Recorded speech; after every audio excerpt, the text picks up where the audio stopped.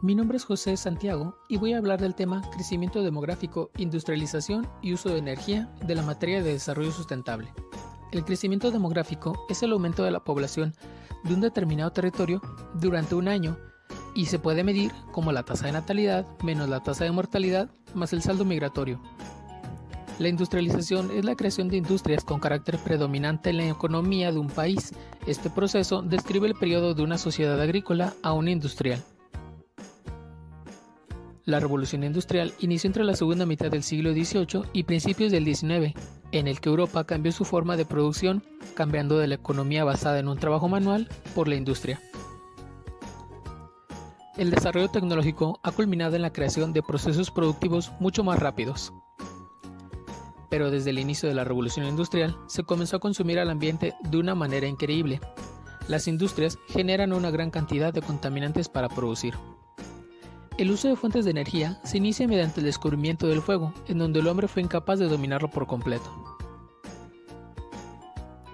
Las fuentes de energía se pueden dividir en dos grandes grupos, los no renovables y los renovables.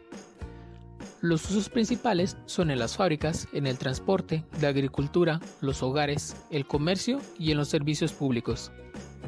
El 75% de la producción energética en el mundo se concentra en los combustibles fósiles. Los fenómenos naturales son procesos permanentes de movimientos y transformaciones que sufre la naturaleza. El clima debe tener un balance y los fenómenos forman parte de ello. Constan de 5 clasificaciones: los astronómicos, los hidrológicos, meteorológicos, geofísicos y biológicos. Cuando los fenómenos naturales se vuelven desastres naturales, suelen resultar dañinos para los humanos, como es el caso del huracán Sandy. Pero así como algunos causan daños, hay otros que son increíbles, como las nubes estratosféricas polares, las auroras boreales y los pilares de luz. Muchas gracias, a nombre del Tecnológico Nacional de México, Campus Matamoros. ¿Qué tal, amigos? Hablaremos del tema 5.2, el Estado como regulador del desarrollo.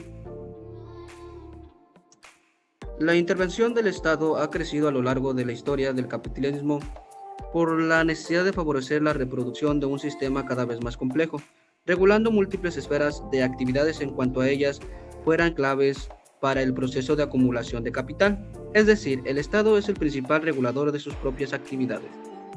Los estados siempre han tenido una importancia en la sociedad democrática como los ejercitores del orden. Por lo general penalizan la conducta social con tiempo en la cárcel, multas y otros castigos. Sabemos que se determinó el libre comercio, pero no necesariamente crea una sociedad justa y que muchos males sociales como el desempleo, la carga de la salud y los conflictos civiles continúan. Como resultado, los teóricos políticos y economistas radicalmente comenzaron a reevaluar el papel del Estado en el mercado, llegando finalmente a una posible solución a estos problemas. Con las corporaciones a su cargo, su único motivo es el lucro. Como resultado, se sobreexplotan los recursos y emiten grandes cantidades de contaminación por sus beneficios a corto plazo. Teniendo en cuenta todas las consecuencias negativas asociadas con el neoliberalismo, la implementación del desarrollo sostenible debe permitir a los estados ejercer más poder sobre la regulación. Por ejemplo, un estado puede aplicar alguna nueva sanción, como sería el cierre de la producción, hasta ver el cambio sobre la contaminación para alentar a las empresas a adaptar tecnologías más sostenibles, ya que la reducción de la contaminación equivaldría a menos impuestos para las corporaciones. El Estado debería asegurar las condiciones para que exista un crecimiento económico suficiente. Le corresponde al Estado en el establecer principios y pautas comunes de conducta para la protección ambiental. Si el Estado buscara un bien común y no el bien de unos cuantos, sería posible que el mundo comenzara a cambiar hacia un mejor futuro. Esto no quiere decir que no intente hacerlo, claro, no como debería, pero a través de incentivos financieros o publicidad se busca hacer que los ciudadanos comprendan la situación del mundo y se busque una solución alternativa. Pasaremos al siguiente tema: Constitución Política de los Estados Unidos Mexicanos. Antecedentes. En México la primera norma suprema se promulgó en 1824 por primer Congreso Constituyente, una vez consumada la independencia de nuestro país, encabezado por Miguel Hidalgo y Costilla e Ignacio Allende, continuando por José María Morelos y Pavón y concluyó por Vicente Guerrero. En ella se postuló la soberanía nacional, se establece una república representativa, popular y federal, así como un sistema presidencialista. El poder legislativo compuesto por dos cámaras y el judicial por una Corte Suprema de Justicia. Nuestra segunda constitución deriva de la Guerra de Reforma, cuya duración fue de 3 años, que culminó con la victoria del grupo liberado por Benito Juárez. La Constitución de 1857 estableció la división de poder, el gobierno republicano, democrático, representativo y federal. Reconoció los derechos del hombre y estableció el juicio de amparo para su protección. La crisis económica y social de principios del siglo XX condujo al estallido de la Revolución de 1910, que guió Francisco I. Madero y logró la renuncia y retirada de Porfirio Díaz. Este movimiento evidenció la necesidad de reformar la Constitución de 1857. Sin embargo, no se efectuó debido al golpe militar de 1913 de Félix Díaz y Victoriano Huerta, que culminó con el asesinato de Madero y de José María Pino Suárez. Después, Venustiano Carranza, con el carácter de encargado del Poder Ejecutivo, convocó a un nuevo Congreso Constituyente en septiembre de 1916 y promulgó la Constitución el 5 de febrero de 1917. Más que nada, la Constitución se trata de leyes sobre la naturaleza, es la Carta Magna que rige actualmente en México. Es el marco político y legal para la organización y relación del gobierno federal con los estados de México, los ciudadanos y todas las personas que viven o visitan el país. A continuación revisaremos algunas leyes que rigen actual México en México.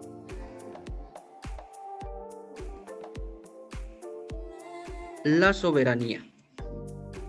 Entendida como el ejercicio de la voluntad general del pueblo indivisible e inalienable, esto es la facultad exclusiva de un pueblo para dictar, aplicar y hacer cumplir las leyes que él mismo se ha dado.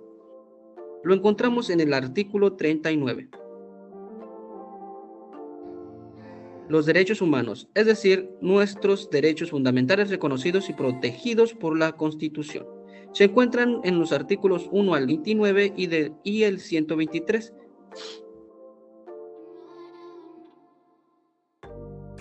La división de los poderes de la Unión. Como forma para ejercer la soberanía del pueblo, el equilibrio que debe existir entre ellos y su coordinación para hacer más eficiente y eficaz el gobierno. Lo encontramos en el artículo 49.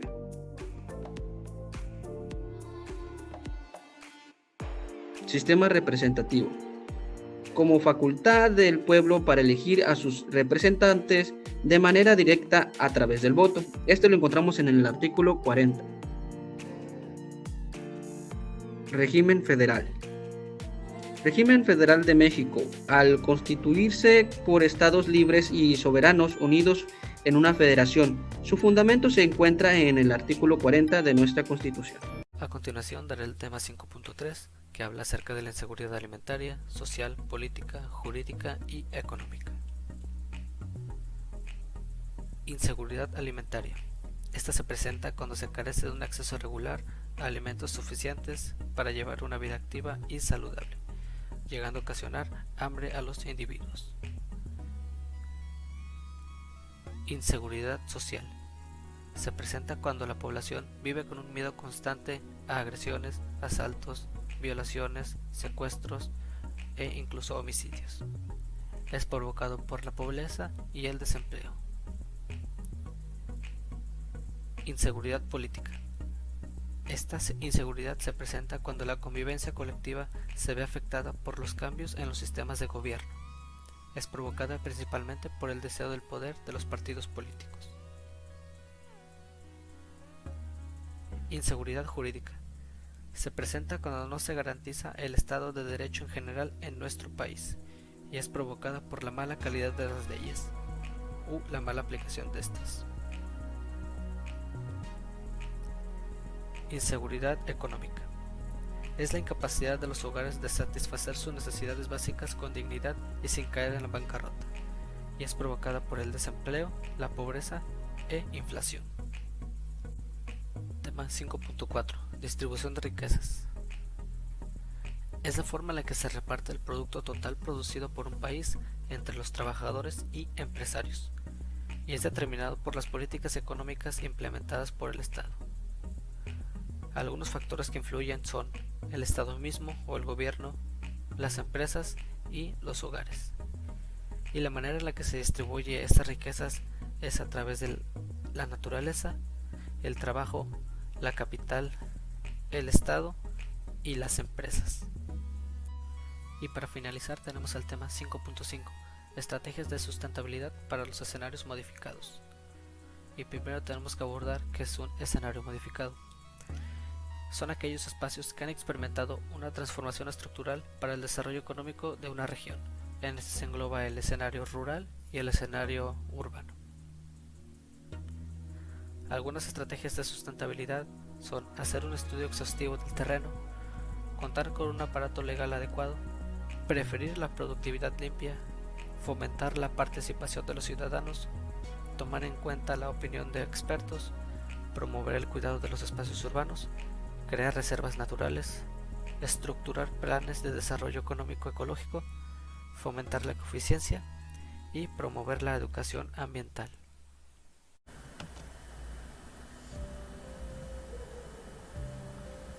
La producción más limpia consiste en producir productos o servicios de la manera que contamine menos o que no contamine. Sus aplicaciones más importantes son las de minimizar todas las emisiones tóxicas y la menor producción de desecho.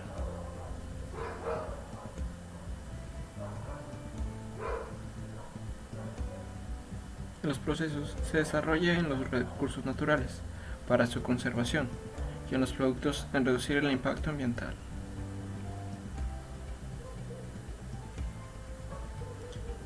Se basa en tres principios fundamentales: el de precaución a daños, prevenir la generación de contaminación e integrar las mejoras ambientales. Cuenta con grandes ventajas que ayudan al crecimiento y mejoramiento del medio ambiente.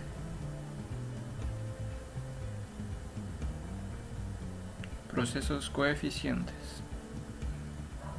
En pocas palabras, la ecoeficiencia son las acciones que regulan las dimensiones ecológico, social y económico para su balance. El concepto de ecoeficiencia se originó en la Asamblea de Río de Janeiro en 1992, en el cual su lema era el de crear más bienes y servicios utilizando menos recursos y creando menos basura. La ecoeficiencia cuenta con una fórmula, que es el valor del producto sobre el impacto ambiental.